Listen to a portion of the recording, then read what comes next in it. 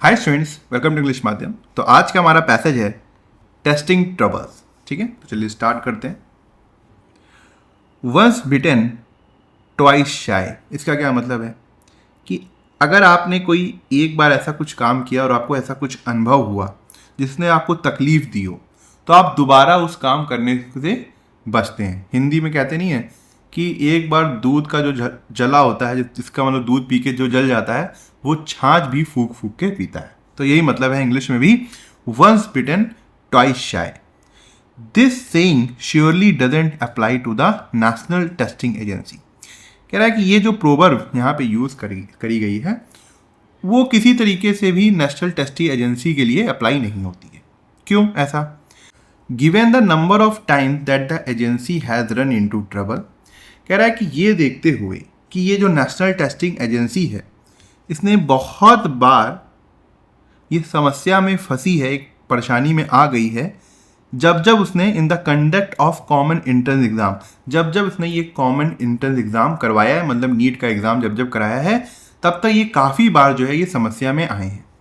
इस चीज़ को देखते हुए it would have been logical to expect कि इनसे ये आशा रखना ये लॉजिकल होगा, तर्क संगत होगा। दोज एट द हेल्म, जो इस एग्ज़ाम को करा रहे हैं, एट द हेल्म मतलब जो कंट्रोल है जिनके पास इस एग्ज़ाम को कराने का, जिनके पास कमांड है, to have learn their lesson, कि उन्होंने अपने इन सब गलतियों से जो सीख कर कुछ ना कुछ सीख लिया होगा, कुछ ना कुछ लेसन सीख लिए होंगे। हाउएवर, हालांकि this week's cancellation of the national eligibility cum entrance test, अब बार बार मैं पूरा फुल फॉर्म नहीं बोलूंगा, इसको नीट समझ जाना, ठीक है, कि इस हफ्ते जो ये नीट का एग्जाम कैंसिल हुआ है, undergraduate affecting over 22 lakh student is a serious blow to the agency's reputation. और उसने 22 लाख स्टूडेंट्स को अफेक्ट किया है, उनके कैरियर के ऊपर प्रभाव डाला है। ये एक ही बहुत ज़्यादा एक सीरियस ब्लो है एजेंसी की रेपुटेशन में। ब्लो का मतलब है एक बहुत बड़ा शॉक है उनके लिए, बहुत बड़ा सेटबैक है। The NTA on 12 May 2026, NTA मतलब नेशनल टेस्टिंग एजेंसी, उन्होंने 12 मई 2024 को ये अनाउंस किया था कि the cancellation of the exam held on May 3, कि जो नीट का एग्ज़ाम 3 मई को हुआ था वो उसको कैंसिल कर रहे हैं। Amid allegations of paper leak, और उन्होंने ये कब अनाउंस किया था कि जब उनके ऊपर आरोप लग रहे थे पेपर लीक के। As the government task the CBI with carrying out a comprehensive inquiry, क्योंकि गवर्नमेंट ने सीबीआई को एक टास्क दिया था, काम दिया था कि वो एक बहुत ज़्यादा थॉरो, कॉम्प्रिहेंसिव मतलब बहुत ज़्यादा थॉरो स्टडी करें, इंक्वायरी करें इस मामले के ऊपर। The decision followed investigation revealing, कह रहा है कि इन्वेस्टिगेशन के बाद जो डिसीजन लिया गया उसमें ये बात निकल के आई दैट अ गेस्ट पेपर, कि जो गेस्ट पेपर था, ये एम डैश है, मतलब इस गेस्ट पेपर के बारे में बताया जा रहा है, अ कलेक्शन ऑफ प्रिडिक्टेड, कि एक्सपेक्टेड क्वेश्चन जो थे, मतलब जो आने वाले थे, जैसे टीचर नहीं बनाते हैं कि भाई ये गेस्ट पेपर है, आपका पेपर है, इसमें ये 100-200 क्वेश्चन करके चले जाना, तो इसमें पक्का पक्का आपके 30 क्वेश्चन फंस जाएंगे। तो ये जो गेस्ट पेपर बनाया जाता है, तो इस तरीके से क्या होता है, प्रिडिक्टेड पेपर होता है, जिसमें प्रिडिक्टेड क्वेश्चंस होते हैं, हाई इंपॉर्टेंट क्वेश्चंस होते हैं, उसमें भी था गेस्ट पेपर में, जो कि क्रिएट किए गए थे, created to help students prepare, की जो स्टूडेंट्स की हेल्प करने के लिए, प्रिपरेशन के लिए। Match numerous question in chemistry and biology, उसी गेस्ट पेपर से बहुत से ऐसे क्वेश्चन थे जो ओरिजिनल पेपर के केमिस्ट्री एंड बायोलॉजी के सेक्शन से मैच कर गए थे। Media report said that this material had reach coaching hubs in Rajasthan nearly a month ahead. Media reports में ये कहा गया था कि जो ये मटेरियल था वो कोचिंग हब्स में पहले ही पहुंच गया था, 1 मंथ पहले ही पहुंच गया था एग्जाम के, मतलब एग्जाम जब होने वाला था उसके 1 मंथ पहले ही राजस्थान में जितनी कोचिंग सेंटर थे वहां पे पहुंच गया था। And had been sold to aspirants for huge sums, huge sums का मतलब बहुत बड़े अमाउंट में, और ये जो पेपर था वो बच्चों को बेचा गया था, जो एस्पेरेंट्स थे उनको बेचा गया था बहुत ज़्यादा अमाउंट पर। This led to investigations by the Rajasthan police special operations group, जिसकी वजह से Rajasthan police special operation group द्वारा इन्वेस्टिगेशन की गई एंड 15 पीपल वर अरेस्टेड, और 15 लोग इस मामले में अरेस्ट किए गए थे। In the face of such obvious fraud, कह रहा है कि इतना जो क्लियर फ्रॉड हुआ है, इतना स्पष्ट रूप से ये जो फ्रॉड सामने आया है, उसके बावजूद भी, इन द फेस ऑफ मतलब इसके बावजूद भी, the NTA maintain the line, NTA उसी बात को लगातार दोहराता रहा दैट द डिसीजन, कि ये जो डिसीजन है to cancel the exam, exam को कैंसल करने का, वॉज टेकन, लिया गया था in the interest of students की भलाई के लिए, and in recognition of the trust on which the national examination system rest, और इस बात को मानते हुए, रिकॉग्नाइज करते हुए कि जो भरोसा नेशनल एग्जाम सिस्टम पर लोगों का है उसको बनाए रखने के लिए इस चीज को ध्यान रखते हुए ये एग्जाम को कैंसिल किया गया। द क्वेश्चन दो, हालांकि ये क्वेश्चन ये है, does the NTA still enjoy that trust, क्या लोग आज भी नेशनल टेस्टिंग एजेंसी के ऊपर उतना ही भरोसा करता है जितना वो समझ रही है? NEET has been dogged by controversy right from the start with several states, कह रहा है कि नीट एग्जाम जो है वो लगातार एक तरीके से कंट्रोवर्सी से घिरा रहा है। डॉट का मतलब लगातार प्रभावित रहा है, स्टार्टिंग से जब से हो रहा है, with several states opposing the format, मतलब बहुत से स्टेट जो थे इस फॉर्मेट को अपोज कर रहे थे, एक तरीके से इसका विरोध कर रहे थे। But even after it was rolled out across the country, rolled out का मतलब होता है ऑफिशियली तरीके से लॉन्च होना किसी चीज़ का, कह रहा है कि जब ये पूरा जो फॉर्मेट था ये पूरे कंट्री में रोल आउट हुआ था, जब स्टार्ट हुआ था, the NTA as the agency conducting the exam, कह रहा है कि नेशनल टेस्टिंग एजेंसी जो कि एक एजेंसी थी जो पूरे देश में एग्ज़ाम कंडक्ट कराती है, हैज़ सफर्ड, उसको झेलना पड़ा था, सेवरल डेंट्स, बहुत से दागों को, एक तरीके से डेंट को, टू इट्स क्रेडिबिलिटी, उसकी विश्वसनीयता के ऊपर। कह रहा है कि जब से ये एग्ज़ाम जब से रोल आउट हुआ है, जब से स्टार्ट हुआ है, तभी से एनटीए को काफ़ी ज़्यादा एक तरीके से इसके इमेज के ऊपर, इसकी क्रेडिबिलिटी के ऊपर बहुत से धाक धब्बे लग चुके हैं। विद वेरियस चार्जेस, बहुत से आरोप लगे हैं, and controversies coming up with depressing irregularity, और लगातार जो विवाद है, coming up with depressing irregularity मतलब लगातार रूप से बहुत से विवाद जो है इनके साथ जुड़ते चले आ रहे हैं। दिस इंक्लूड्स, इसमें क्या क्या इंक्लूड है? The 2019 impersonation scam in Tamil Nadu where student used proxies to write the exam. Proxies का मतलब होता है एक एजेंट या एक सब्स्टिट्यूट जिससे आप अपना एग्जाम लिखवाते हो। इम्पर्सोनेशन का मतलब होता है कि भेष बदल कर जाकर दूसरे का मतलब भेष लेना और उसकी जगह एग्जाम दे आना, यहाँ पे मीनिंग आ रहा है। तो कह रहा है कि इसमें क्या है कि 2019 वाला जो स्कैम है, इम्पर्सोनेशन स्कैम, जो कि तमिलनाडु में हुआ था, जहाँ पे स्टूडेंट्स ने अपने एजेंट्स का यूज़ किया था और एग्ज़ाम को लिखा था, मतलब एग्ज़ाम दिया था, उनसे एग्ज़ाम दिलवाया था। The 2022 controversy of frisking girl examinees in Kerala. Frisking का मतलब होता है सर्च करना या चेक करना, ठीक है।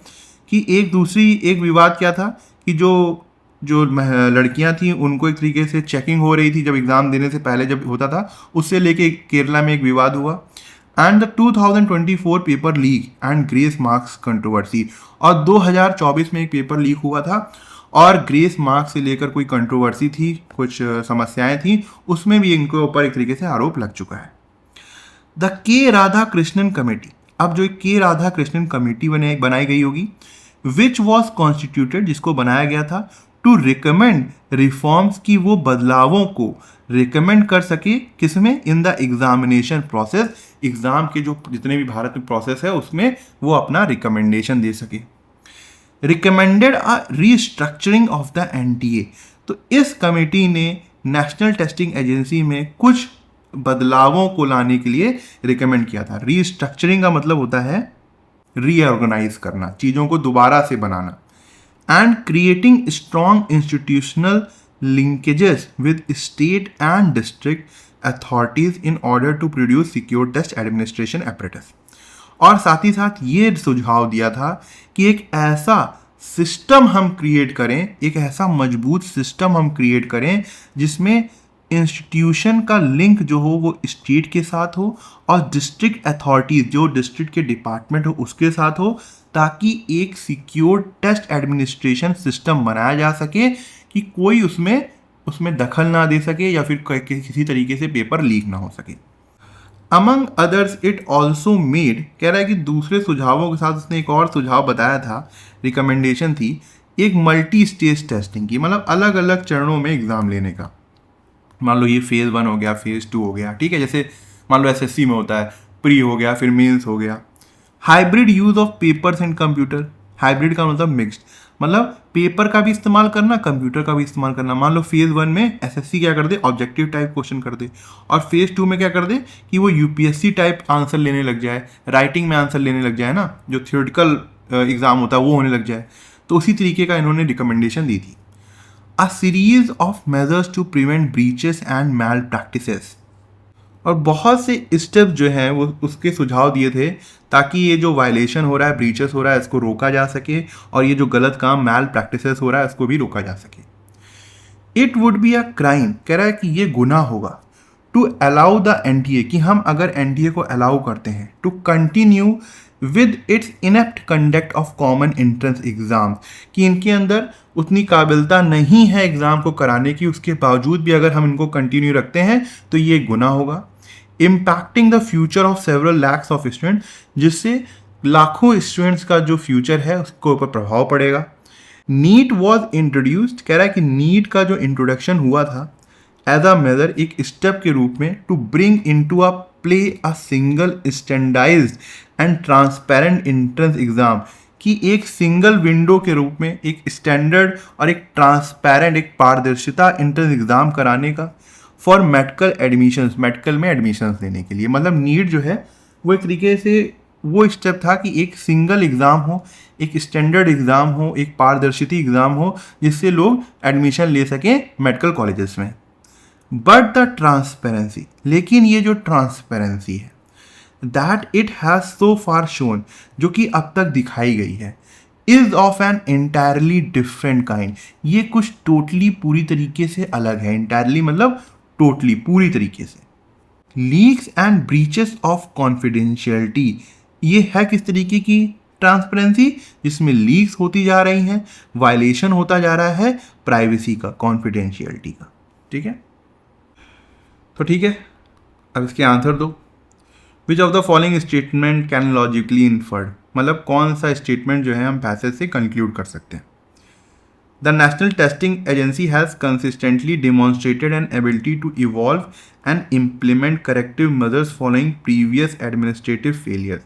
कह रहा है कि नेशनल टेस्टिंग एजेंसी ने लगातार ये दिखाया है कि उनके अंदर क्षमता है इवॉल्व होने की, बेहतर बनने की, और अपने अंदर कुछ खामियों को सही करने की, जितने भी फेलियर हुए हैं उससे सीखते हुए। ऐसा तो कहीं नहीं है पैसेज में।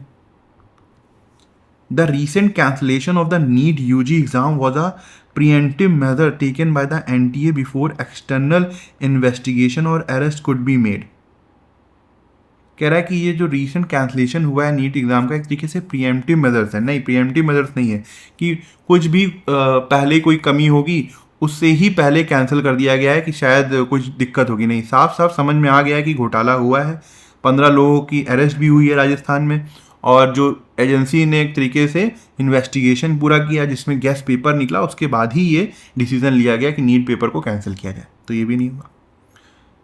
The foundational objective of NEET was to establish a uniform and clear medical admission process which is currently being undermined by systematic breaches. हाँ, कह रहा है कि जो बुनियादी ऑब्जेक्टिव था, फाउंडेशनल ऑब्जेक्टिव था नीट का, उसका ये था कि इसको इस्टेब्लिश किया जाए ताकि ये एक सिंगल एग्ज़ाम हो, ट्रांसपेरेंट एग्जामिनेशन प्रोसेस हो, जो कि इस समय बहुत ज़्यादा दबा हुआ है, अंडरमाइंड है, एक तरीके से दबाव में है, सिस्टमैटिक जो वायलेशन हो रहा है उसकी वजह से।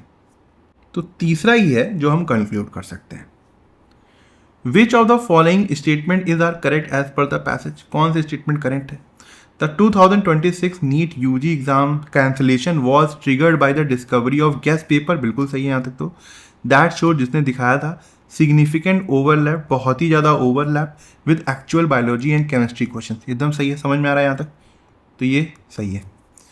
द के राधाकृष्णन कमेटी ने क्या एडवोकेट किया था? Advocated for a complete shift to computer based testing to prevent physical paper leak.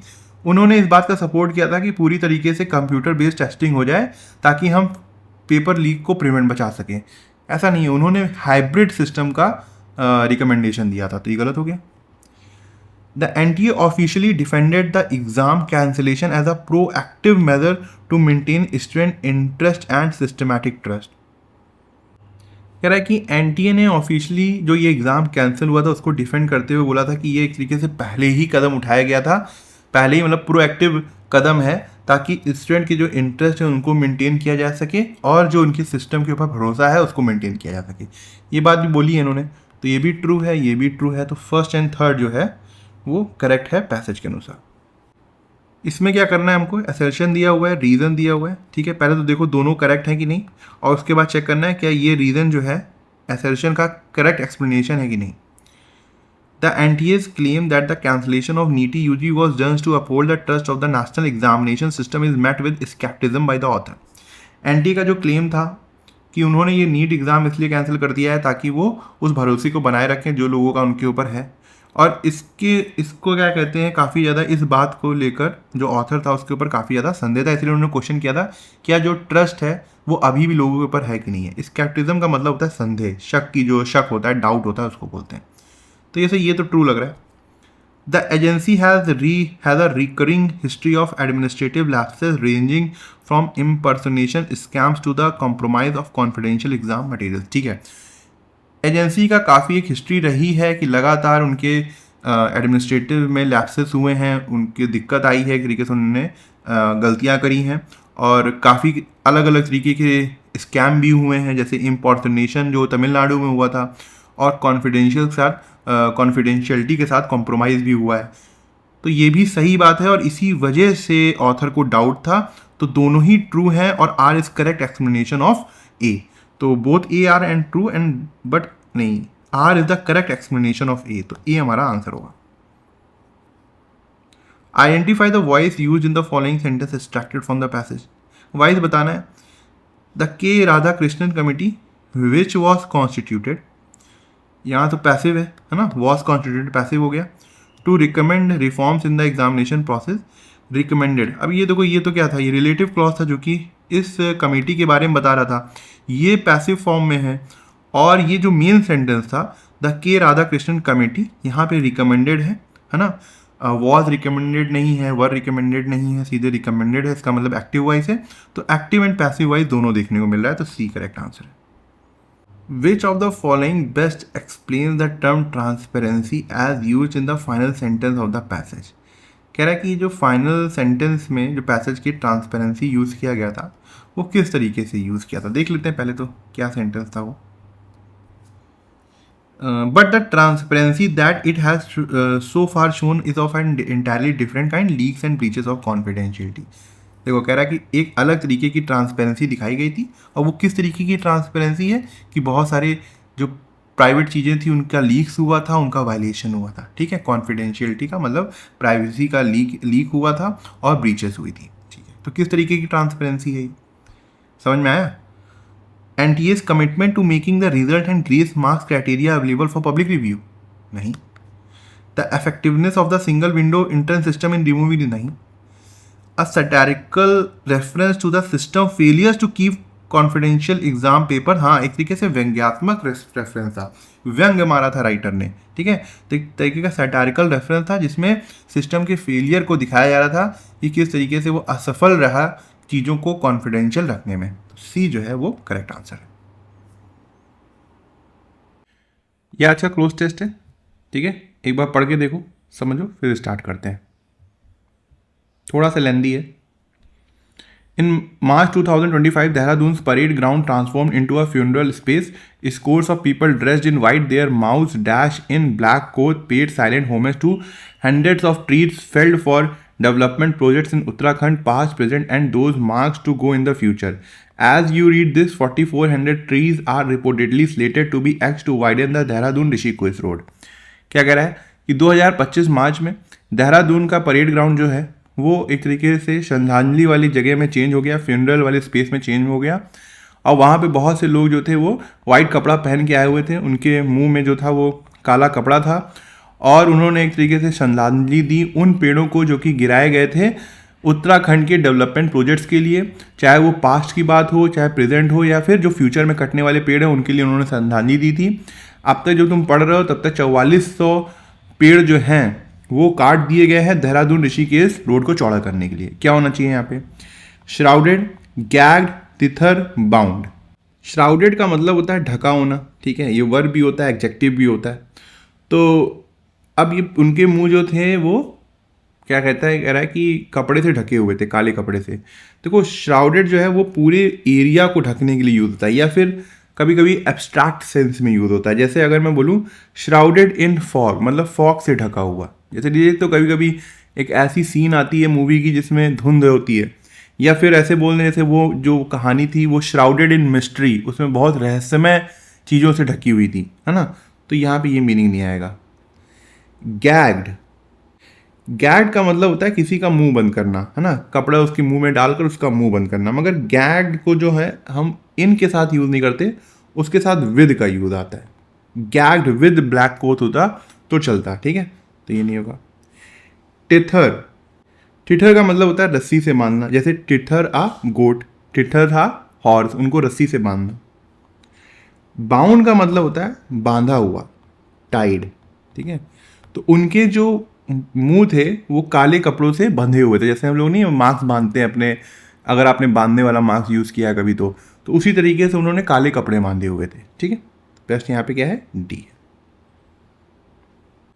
The protest was dash of the Chipko movement that began half a century ago in the Chamoli district of.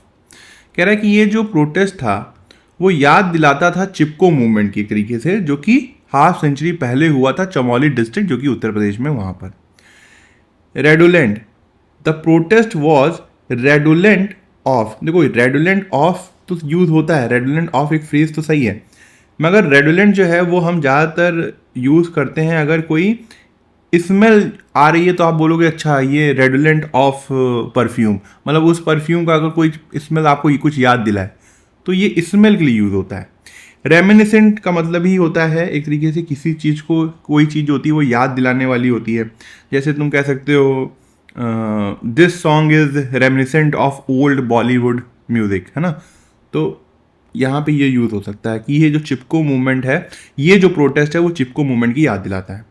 कैमोरेटिव, कैमोरेटिव का मतलब होता है एक तरीके से स्मारक को बनाया जाना किसी की याद में, मेमोरियल मतलब नहीं है। नॉस्टैल्जिक जो होता है वो ज़्यादातर हमारी जो बचपन की याद होती है उससे जुड़ा होता है, एडजेक्टिव है।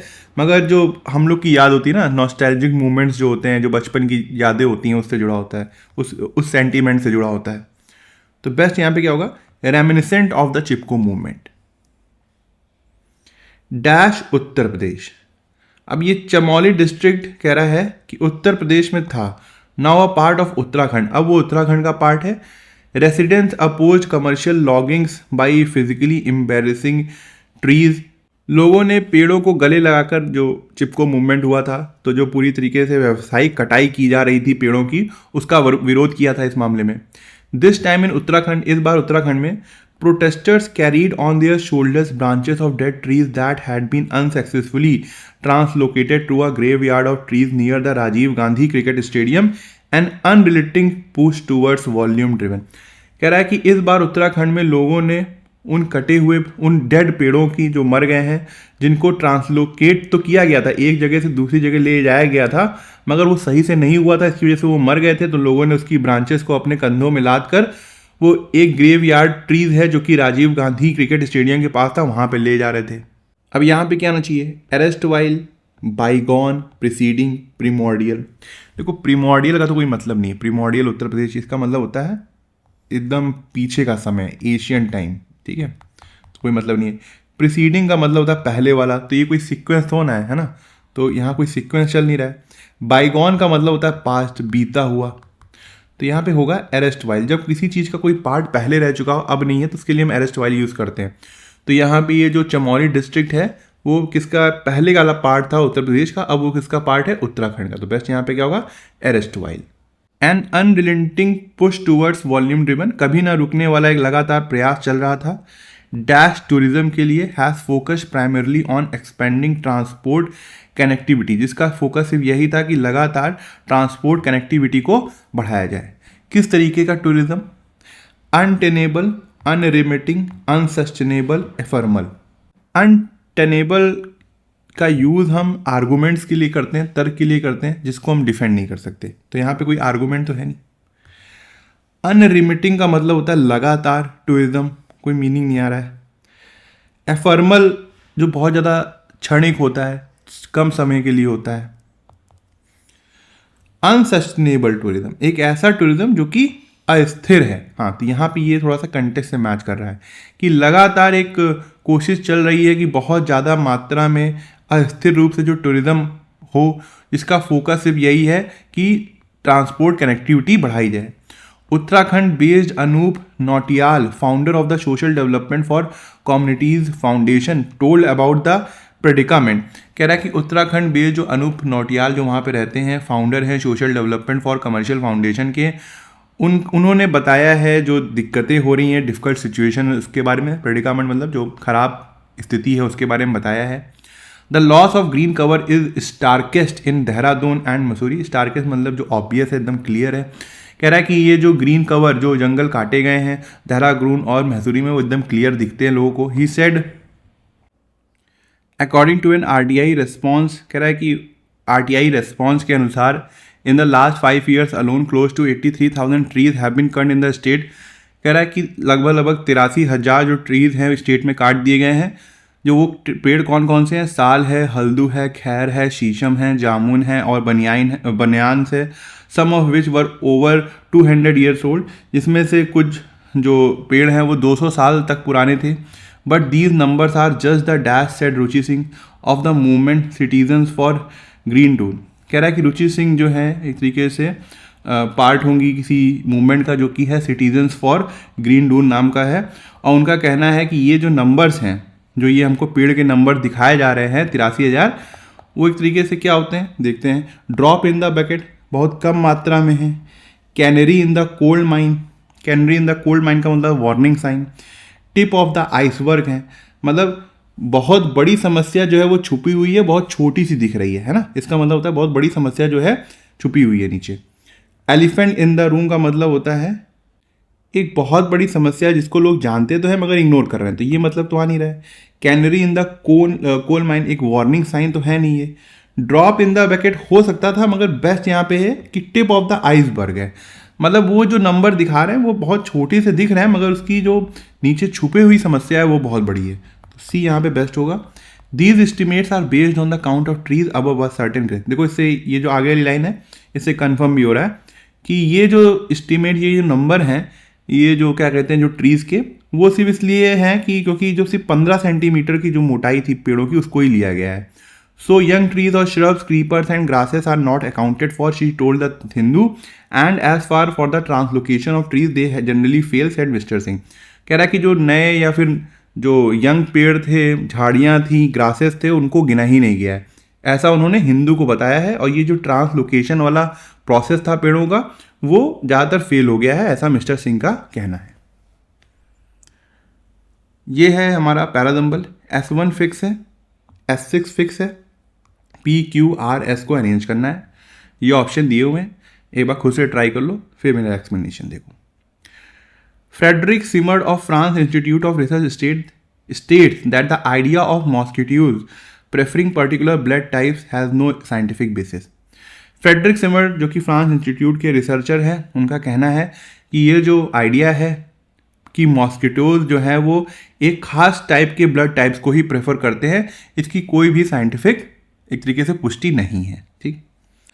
The result of that experiment confirm the link showing that volunteers who had drunk beer in the previous 24 hours were 1.35 times more attractive to the insects.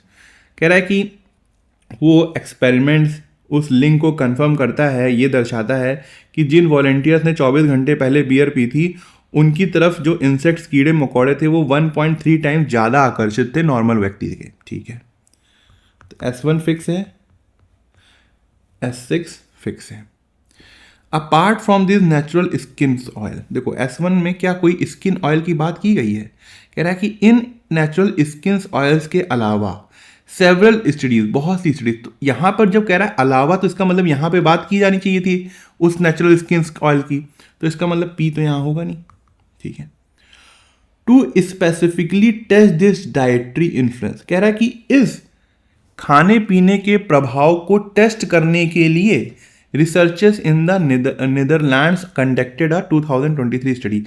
क्या यहाँ पे किसी तरीके की डाइटरी प्लान की बात की गई है S1 में, जो कह रहा है कि इस डाइटरी इन्फ्लुएंस को चेक करने के लिए, टेस्ट करने के लिए उन्होंने एक 2023 में एक स्टडी रखी थी, तो इसका मतलब क्यों भी नहीं होगा, ठीक है।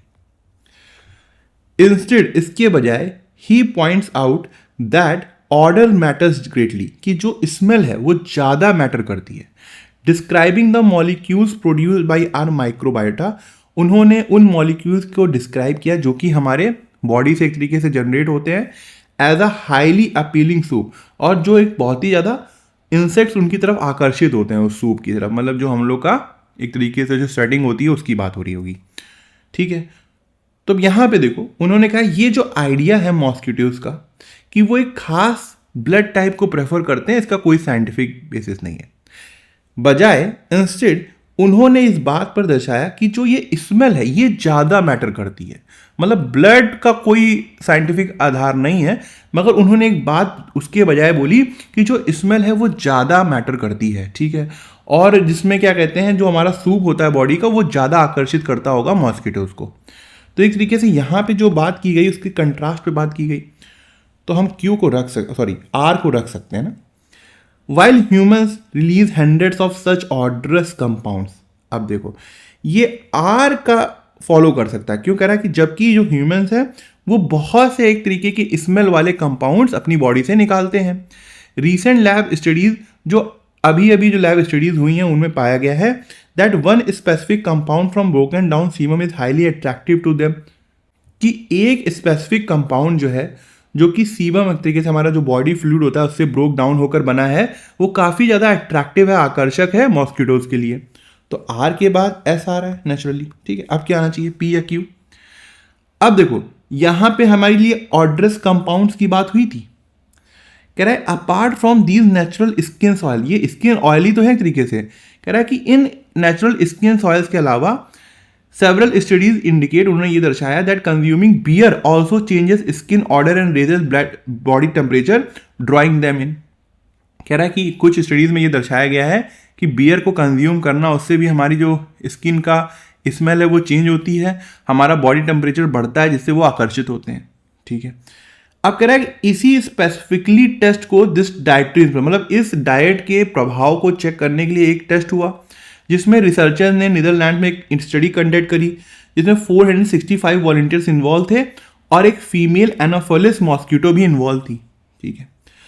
अब देखो यहाँ पे S6 में ये कंफर्म हो गया कि यहाँ पे क्यों होना चाहिए था, कि ये जो रिजल्ट था इस एक्सपेरिमेंट का उसने कंफर्म कर दिया लिंक को, और ये दर्शाया कि जो वॉलंटियर्स ने 24 घंटे पहले बियर पी थी वो 1.35 ज़्यादा मोर अट्रैक्टिव थे इंसेक्ट्स के। तो ये Q और S6 खुद में भी पेयर है। RS कंफर्म हो गया, तो यहाँ पे क्या होना चाहिए, P होना चाहिए, तो RS PQ, C हमारा करेक्ट आंसर होगा। तो ठीक है, आज का लेक्चर यहीं ख़त्म करते हैं। आई होप आपको कुछ सीखने को मिला होगा, और आप कमेंट सेक्शन में ज़रूर बताइएगा कि आपको आज का लेक्चर कैसा लगा और आपको क्या सीखने को मिला। अगर आप मुझसे इंग्लिश ग्रामर पढ़ना चाहते हैं तो आप हमारा ऐप इंग्लिश माध्यम प्ले स्टोर से डाउनलोड कर सकते हैं। ऐप ओपन करते ही आपके सामने होम स्क्रीन आएगी, वहाँ पे आपको 5 ऑप्शन मिलेंगे, मेन, लाइब्रेरी, फीड, लेक्चर, पास। लेक्चर में क्लिक करते ही आपके सामने 2 वर्जन आएंगे, फ्री और पेड। पेड में क्लिक करते ही आपके सामने इंग्लिश ग्रामर का एक सेक्शन आएगा जहाँ पे मैंने इंग्लिश SSC के लिए बहुत ही डिटेल में बताया हुआ है और बहुत ही सिंपल लैंग्वेज में बताया है, जो कि आपके कॉन्सेप्ट्स को और अच्छा करेगा और आपको अच्छे मार्क्स लाने में हेल्प करेगा। तब तक के लिए प्रैक्टिस करते रहिए। Thank you so much for watching this video.